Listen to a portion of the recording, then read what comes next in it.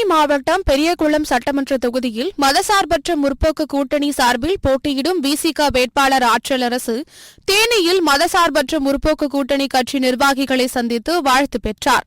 பின்னர் இந்நிகழ்ச்சியில் பேசிய விடுதலை சிறுத்தைகள் கட்சியின் வேட்பாளர் ஆற்றலரசு, திராவிட மாடல் அரசு மீண்டும் ஆட்சியில் அமர கடந்த 5 ஆண்டுகளில் திமுக அரசு செயல் திட்டங்களை சொல்லி வாக்கு சேகரிப்பில் ஈடுபடுவேன் என்று தெரிவித்தார். தென்பகுதியிலே இதுவரை விடுதலை சிறுத்தை கட்சிக்கு இடம் கொடுக்கவில்லை. ஆனால் தலைவர் அவர்கள் சொன்னவுடன் திராவிட முன்னேற்ற கழகத்துடைய தளபதி, மரியாதைக்குரிய முதலமைச்சர் தளபதியார் அவர்கள் மனம் உணர்ந்து இந்த பெரிய குலத்தை எங்களுக்கு ஒதுக்கி தந்தமைக்கு நெஞ்சார்ந்த மனமார்ந்த நன்றியை நாங்கள் காணிக்கையாக்குகிறோம்.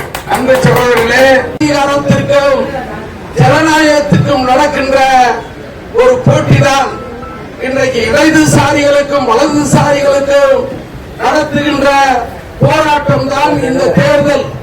அதை நீங்கள் புரிந்து கொள்ள வேண்டும்.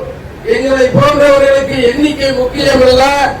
திராவிட கட்சியான முற்போக்கு கூட்டணியில் இருக்கிற மதச்சார்பின்மை கூட்டணியை உயர்கல்வி போன்ற திட்டங்களில் புதிய கல்விக் கொள்கைக்கு எதிராக அன்பு சகோதரர்களே, இன்றைக்கு கல்வி உரிமைகளுக்காக இன்றைக்கு அதிகமாக பள்ளி மாணவ மாணவியர்களுக்கு இன்று வழங்குகின்ற ஆட்சிதான் திராவிட ஆட்சி என்பதை நீங்கள் எல்லோரிடத்திலும் மக்களிடத்தில் சொல்லி